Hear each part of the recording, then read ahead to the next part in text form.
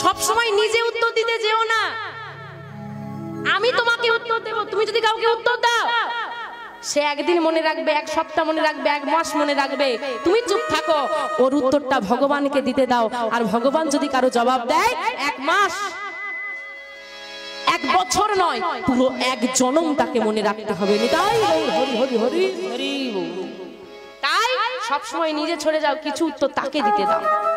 কারণ একটা কথা মনে রাখবে বাবা, অন্যায়ের শাস্তি আমাদের সবাইকে পেতে হবে। তাই কিছু অন্যায়টা তুমি সহ্য করে নাও, কারণ মনে রাখবে তুমি অন্যায় সহ্য করলেও সে করে না।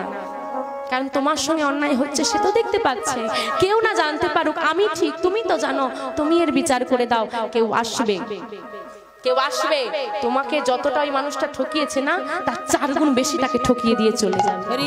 সেদিন তাকে মনে করতে হবে আমি কাউকে ঠকিয়েছিলাম, সে আমাকে উত্তর করেনি, তার